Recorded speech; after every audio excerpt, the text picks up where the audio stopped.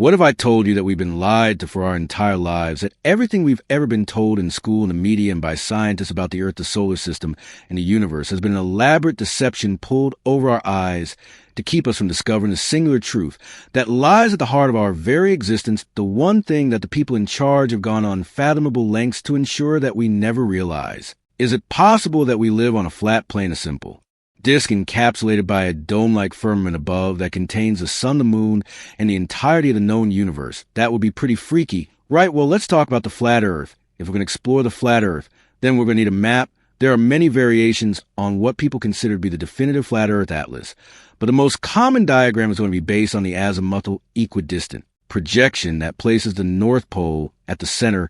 Now, this particular map projection has been around for hundreds of years. It's most commonly seen as a logo for the United Nations, and it was never intended to represent the Earth literally as a flat plane. This is just one of many projection types that we use to represent a three-dimensional globe as a two-dimensional image that can be printed onto paper. The most common map of the world that we see is the Mercator projection. This isn't trying to claim that the Earth is a rectangle. It's just a very convenient way to illustrate the land masses of the Earth in a very concise and proportional image, coming back to our flat Earth projection. Though since the North Pole is the center of the world, the South Pole continent of Antarctica must in turn be an all-encompassing ring of permanent ice and snow. This is the edge of the flat Earth. If there were no physical barrier at the end of the flat Earth, then all the water in the oceans would simply drain off, which would be silly. So instead, what we have acting as our containment is a 45-meter vertical wall of solid ice, Game of Thrones style. According to flat Earth mythology, there is no Antarctic continent, only an impassable wall of ice that prevents us from reaching the physical walls of the dome. We'll get to the dome in a bit. And even if you were to attempt to scale the wall yourself, you'd be met by the armed security that guard the ice wall and permanently imprison anyone daring to approach. Sounds very mysterious and terrifying, and as recently as 60 years ago, that might have passed for something that the average person would believe. That is until things like Antarctic cruise lines became a thing. Now we have giant boats that ferry thousands of people to the coast of Antarctica, where they find that instead of a great wall of ice, there are just a bunch of penguins occupying a very usual coastal geography. Of course, there are sections of the Antarctic coast that are just solid slabs of ice that is real, but it's not true across the entire board. There are plenty of areas along the coast that are low and flat or rocky and mountainous, but maybe people only think that they're seeing Antarctica. The people in charge could just be sending them to some random island off the coast of South America that's specifically designed to maintain the illusion. How would you know GPS? More like government positioning system. And just look at penguins and try to tell me that an actual animal and not a specifically designed robot, you probably still think. Birds are real. The flat Earth map might also be a bit easier to sell if we didn't have airplanes, because this adds another layer of complication. According to our disk theory, the distance between Santiago, Chile, and Sydney, Australia, should be the longest trip in the world. And that's if you're moving in a straight line, which would take the plane across all of South America, Canada, the North Pole, Russia, and East Asia before reaching Australia, which is an anomaly that people expecting the Earth to be a globe would likely notice. So planes must fly in a big arc that avoids all the inconvenient land masses. It takes about 14 hours for a plane to travel between Santiago and Sydney. The furthest distance between 2 points on the flat Earth, it takes about 7 hours to fly from New York to London, which by comparison on the same map are just a stone's throw away from each other. Now, obviously the people in charge must make airplanes fly at different speeds depending on how close they are to the North Pole. Okay, but what about the sun? Clearly, this is a giant burning star in distant space that we orbit around. And then there's the moon, the planets, the stars, everything that we can clearly see above our head. And now we in a firmament. This is a great dome that encapsulates the flat Earth and contains everything that we see in the sky in so-called outer space, because of the Earth is a flat disk and the sun is a gigantic light millions of miles away from it. Then there would be no day and night cycle, so therefore the sun must be significantly smaller and closer than what we've been led to believe. On a flat Earth, the sun is still a glowing ball of light, but it's only about 50 kilometers in diameter, and it moves in a circular pattern around the outer edge of the disk. But within the dome of the firmament, the moon behaves in a similar pattern, circling on an opposite position to the sun. That's why we see one during the day and one at night. They're at opposite ends of the disk, except for those times when we clearly see the sun and moon at the same time. But that's probably just a reflection off the dome or something.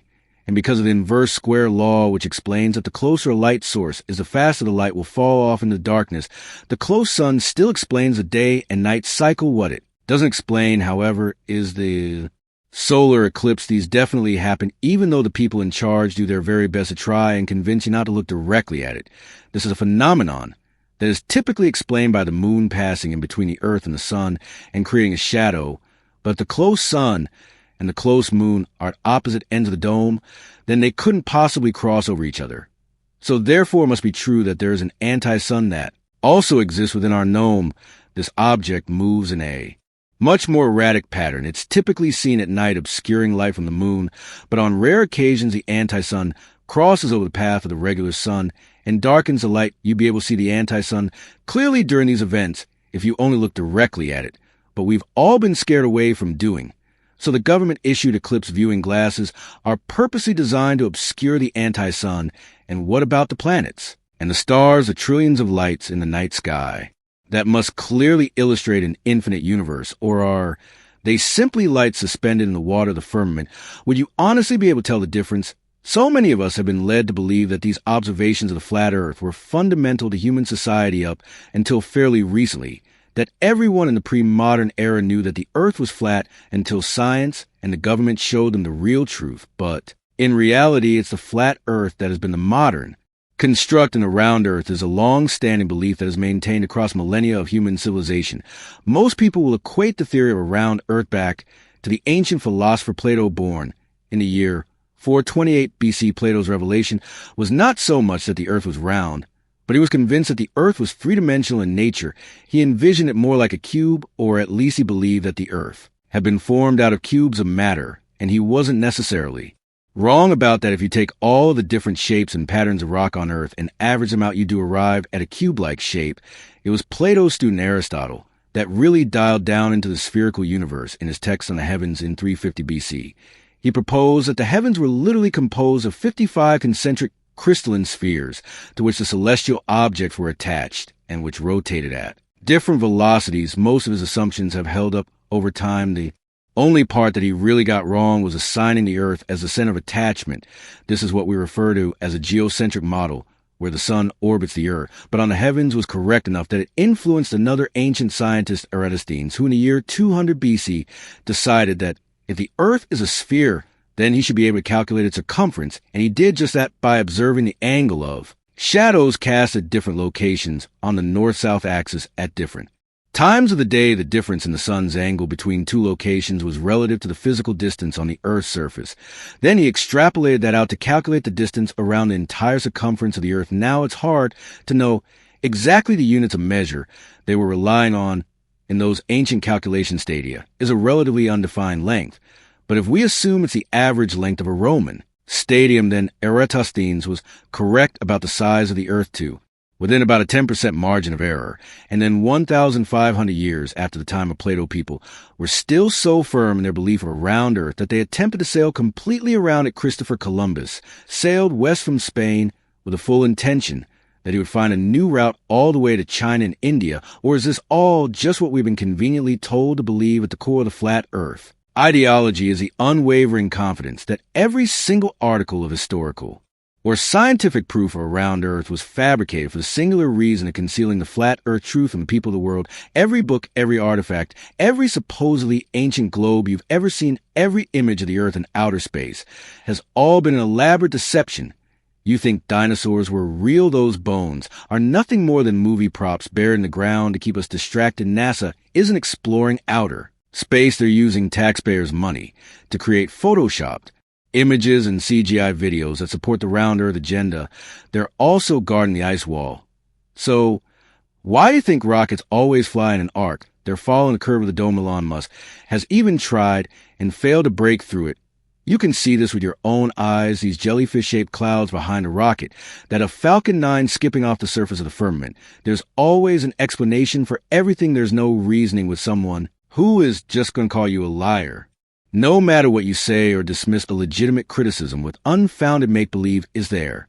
Even a point of arguing, yeah, not really. And what if the Earth was flat if you woke up tomorrow and the government was on TV saying, you know, what we actually have been lying to you, all do live on a flat disk with a dome around it? What would change? Would you just stop going to work? And paying taxes, what do we gain from learning that the earth is flat? And what do you gain from pretending that it's round? That might be the most baffling question of all. What would you do? Let us know in the comments below. Meet us back here every week for more updates on everything aerospace industry and interstellar exploration related. Make sure to give the video a thumbs up today if you liked it. That really helps us out for real. And subscribe for more videos just like this. We do one long form essay and one news update every week. And if you like more, we got 2 more on the screen for you right now.